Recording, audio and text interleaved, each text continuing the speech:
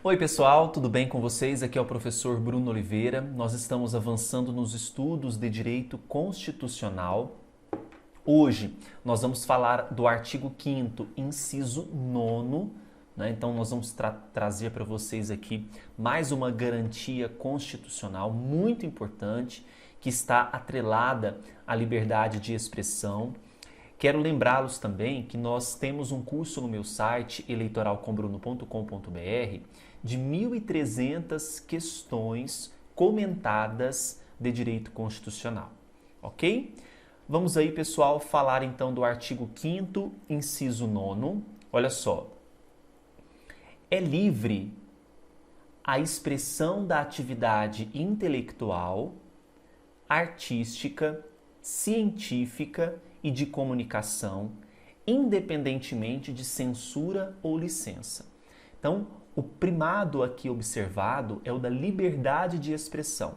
E não é qualquer liberdade. É uma liberdade que está atrelada à questão intelectual, à liberdade artística, à liberdade científica e de comunicação e independentemente de censura ou de licença. Ok? Muitas questões vão ser apresentadas para vocês dizendo que há essa liberdade, mas que em determinados casos é permitida censura ou que não é permitida censura, mas depende de licença. E não, pessoal, independentemente de censura ou licença. Eu trago para vocês aqui alguns julgados que podem virar questões de prova. O primeiro se refere à ADPF 183, que teve como relator o ministro Alexandre de Moraes. Olha só, as limitações ao livre exercício das profissões serão legítimas apenas quando o inadequado exercício de determinada atividade possa vir a causar danos a terceiros e desde que obedeçam a critérios de adequação e de razoabilidade. O que não ocorre em relação ao exercício da profissão de músico, ausente qualquer interesse público na sua restrição. A existência de um conselho profissional com competências para selecionar, disciplinar, fiscalizar o exercício da profissão de músico, para proceder a registros profissionais obrigatórios, para expedir carteiras profissionais, para exercer poder de polícia, afronta diretamente as garantias da liberdade de profissão e de expressão artística, ou seja, viola a liberdade de expressão artística o fato da existência de um conselho profissional que vai disciplinar o exercício da profissão, que vai fiscalizar, que vai expedir carteiras profissionais obrigatórias. Isso pode ser questão de prova, hein? Muito importante, porque há uma afronta aqui à garantia da liberdade de expressão. Outro julgado é da ADI 4.451, que também teve como relator o ministro Alexandre de Moraes. Olha só. A livre discussão, a ampla participação política e o princípio democrático estão interligados com a liberdade de expressão. Perfeito.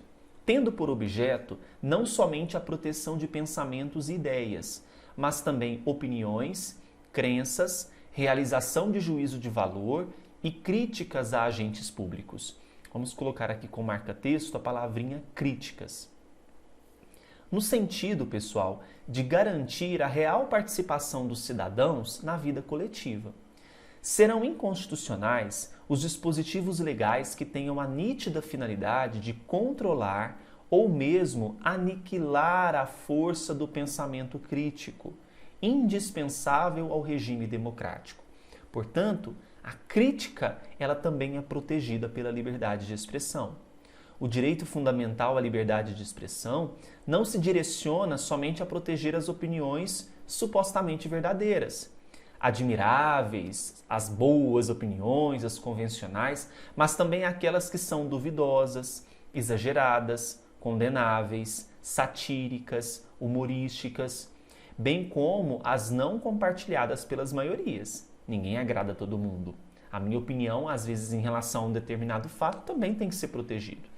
Ressalte-se que mesmo as declarações errôneas estão sob a guarda dessa garantia constitucional. Ok? Então aqui se fala sobre a questão da crítica, que também é protegida por essa liberdade de expressão. ADI 2566, ministro Edson Fachin. A liberdade religiosa não é exercível apenas no privado, dentro da casa, mas também no espaço público, e inclui o direito de tentar convencer os outros por meio do ensinamento a mudar de religião. Esse direito de convencer o outro por meio de ensinamento a mudar de religião trata-se do discurso proselitista. Então, esse discurso é, pois, inerente à liberdade de expressão religiosa. A liberdade política pressupõe a livre manifestação do pensamento e a formulação de discurso persuasivo, esse discurso de convencer, e o uso de argumentos críticos. Consenso e debate público informado pressupõe a livre troca de ideias e não apenas a divulgação de informações. O artigo 220 da Constituição expressamente consagra a liberdade de expressão sob qualquer forma, processo ou veículo, hipótese que inclui o serviço de radiodifusão comunitária. Viola a Constituição a proibição de veiculação de discurso proselitista em serviço de radiodifusão comunitária. E esse tema foi muito já cobrado em prova, tá bom?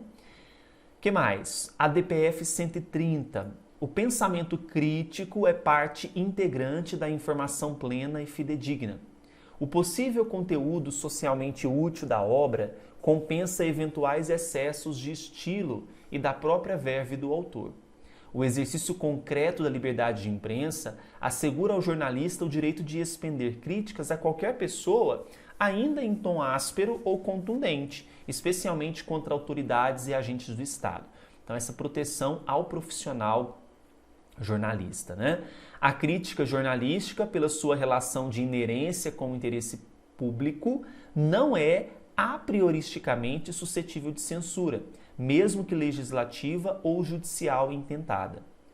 O próprio das atividades da imprensa é operar como formador de opinião pública, espaço natural do pensamento crítico e real alternativa à versão oficial dos fatos. Então, aqui se protege o jornalista, né, nas suas críticas que são postas aí nos programas, né? Então, tudo ligado à liberdade de expressão. Vamos ver como que esses assuntos têm sido cobrados? Olha só. A liberdade de expressão deve ser compreendida de forma ampla, contemplando a disseminação de informações, opiniões e críticas, ainda que por via verbal ou escrita, como pintura, mímica, música. Tudo isso compreende a liberdade de expressão. Perfeito. Em relação à liberdade de expressão e de imprensa, considere as assertivas. Em relação ao diploma de jornalismo, decisão do STF considerou que exigi-lo era desproporcional e violava a liberdade de expressão e informação. Perfeito. O STF, em decisão paradigmática, afirmou que a liberdade de expressão é direito absoluto. Não temos direitos absolutos, né? 3. O STF, embora tenha reconhecido a incompatibilidade da lei da imprensa com a Constituição de 88, considerou recepcionados alguns dos seus dispositivos. Falsa, número 3, porque toda a lei, com base na DPF 130, não foi recepcionada. Então, só a assertiva número 1 está correta, gabarito letra A. O cidadão é livre para expressar sua atividade intelectual, independentemente de censura, bastando a obtenção da devida licença para tal expressão.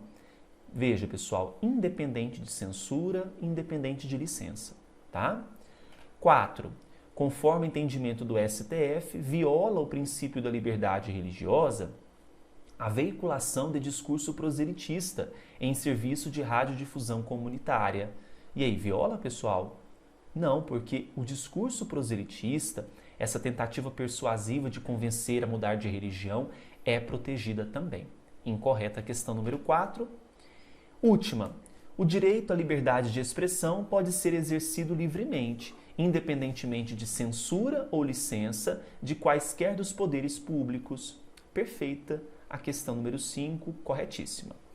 A gente fica por aqui. Esse foi o inciso 9. Até a sexta-feira com mais Constituição. Tchau, tchau. Agora, pessoal, se você gostou do vídeo, dê o seu like, se inscreva no canal e clique no sininho para receber todas as novas publicações. Além disso, no nosso canal do YouTube nós temos várias playlists com leis comentadas, questões comentadas, feitas com muito carinho para você. Siga também o Professor Bruno Eleitoral no Instagram. Basta você digitar aí @Professor Bruno Eleitoral. E no Facebook, www.facebook.com/Cursos Bruno Oliveira. Um grande abraço e até mais.